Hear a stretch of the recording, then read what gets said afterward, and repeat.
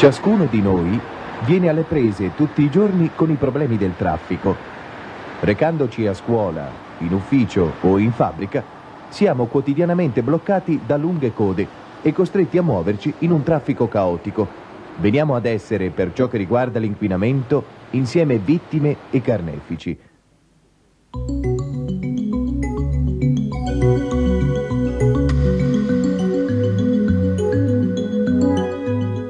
La domanda di mobilità da parte della gente è cresciuta enormemente e di conseguenza il numero dei veicoli privati e pubblici in circolazione al di là di ogni previsione.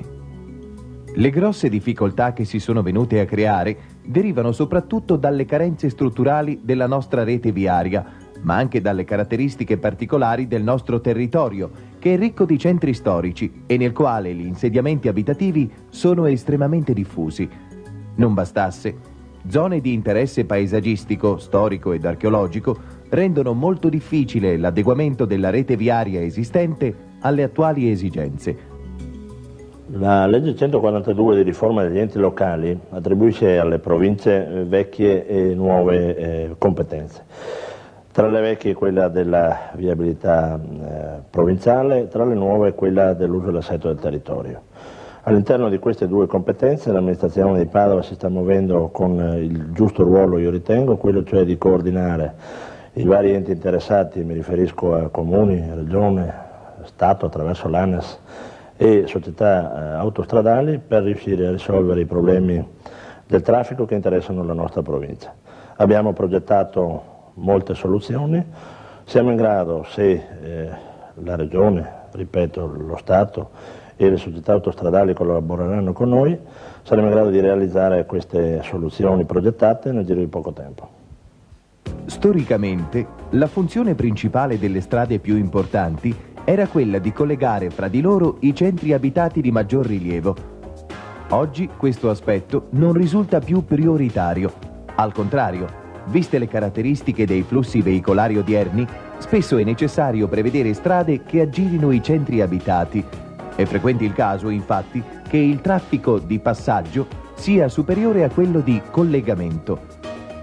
Ne è un buon esempio il ruolo stesso della nostra provincia nell'ambito del sistema viario nazionale.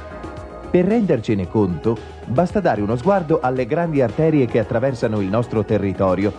In direzione est-ovest, l'autostrada Milano-Venezia. Verso sud, l'autostrada A13 Padova-Bologna. La provincia di Padova, per la sua posizione geografica, rappresenta a livello nazionale uno dei nodi più importanti, attraversata com'è dai flussi di traffico di collegamento con i paesi dell'est e da quello che unisce il nord Europa e buona parte dell'Italia. A tutto ciò deve aggiungersi un notevole flusso di veicoli di tipo pendolare, turistico, commerciale che insiste sulle strade statali provinciali e talvolta comunali che collegano Padova alle province limitrofe. Ad esempio la statale numero 11 in alternativa all'autostrada Milano-Venezia, la statale 47 che unisce Padova a Cittadella e Bassano nonché al Trentino, la statale 307 di cui si sta realizzando la nuova sede che collega al capoluogo Campo San Piero e Castelfranco Veneto. E ancora la statale 516 diretta da Padova verso Piove di Sacco e Adria. La statale 16 Adriatica che permette di raggiungere Monselice e Rovigo e si dirama verso Montagnana diventando la statale numero 10. Oltre a queste vie di comunicazione che si dipartono radialmente dal capoluogo di provincia, sono particolarmente importanti altre strade statali che attraversano il nostro territorio. La statale numero 53, che serve per il collegamento di Cittadella a Vicenza e Treviso. La statale 245, che unisce Castelfranco Veneto a Mestre e Venezia passando per Trebaseleghe. La statale 247, che collega Este a Vicenza. La statale Romea, che costeggia l'Adriatico.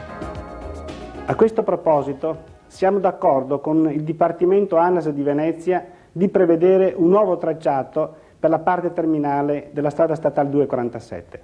Più precisamente questo nuovo tracciato dovrebbe partire da Caselle di Noventa Vicentina inserirsi sulla strada provinciale numero 48 e arrivare alla nuova statale 10 all'altezza di Valancon.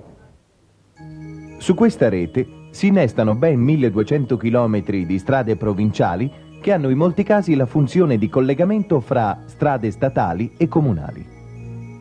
Altri ancora rappresentano di fatto assi stradali fondamentali nel quadro generale della mobilità del territorio. La provincia di Padova è da sempre attiva nella ricerca di soluzioni ai problemi del traffico e della viabilità. Oggi ancora di più, viste le nuove competenze che le attribuisce la recente legge sull'ordinamento degli enti locali. La sua funzione di coordinamento va dunque oltre la gestione delle strade provinciali. La provincia assume così il ruolo di promotore di interventi miranti alla soluzione dei problemi della grande e della piccola viabilità. Secondo questa prospettiva, diviene prioritaria la sistemazione della circolazione attorno al capoluogo. Chi è costretto ad entrare in città o ad attraversarla con un mezzo privato sa bene quanto tempo si spreca imprigionati in code interminabili, soprattutto in alcuni punti nevralgici. A nord Limena, l'Arcella e la Castagnara, la Stanga e Ponte di Brenta. A sud e sud-est Volta Barozzo, il Bassanello e per l'accesso da ovest Brusegana e via Vicenza.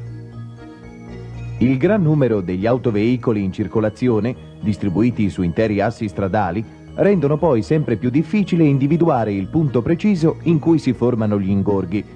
In ogni caso, comporterebbe sicuramente un grande beneficio per la circolazione il completamento dell'anello esterno alla cintura urbana, il cosiddetto ring.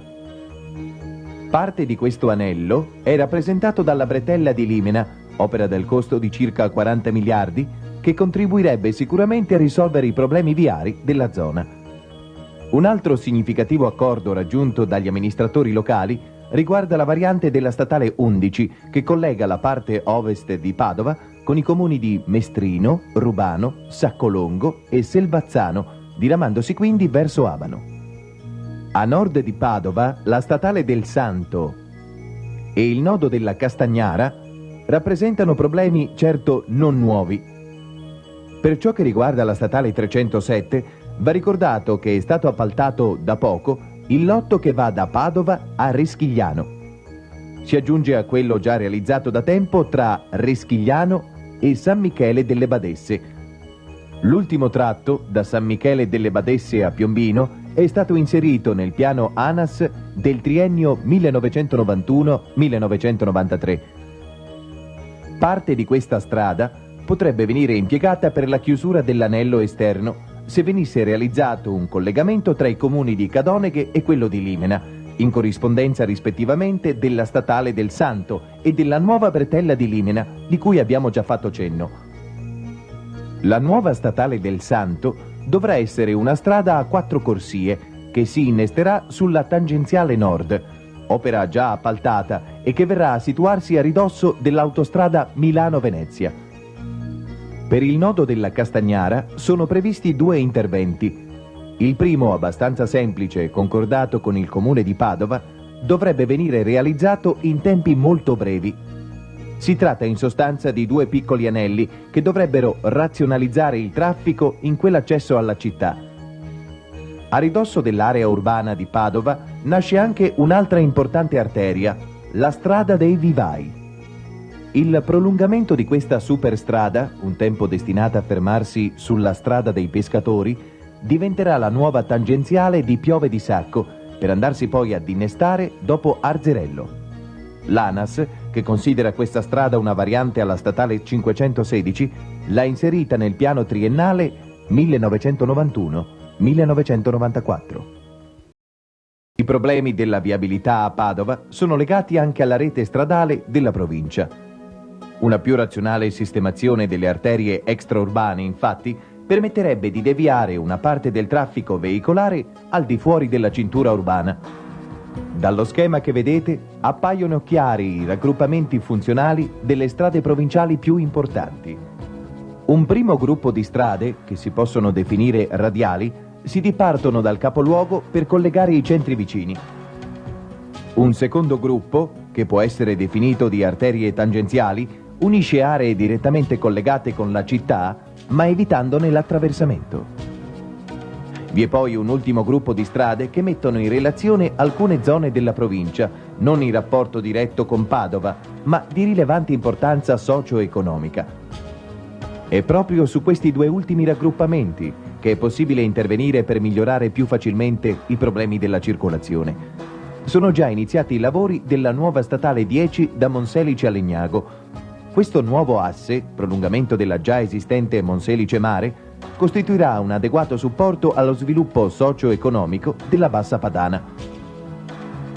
Oltre ai grandi interventi, è prevista ancora una serie di lavori di sistemazione e mantenimento dell'attuale sistema stradale provinciale, al fine di eliminare i tratti più pericolosi e affollati, i cosiddetti punti neri.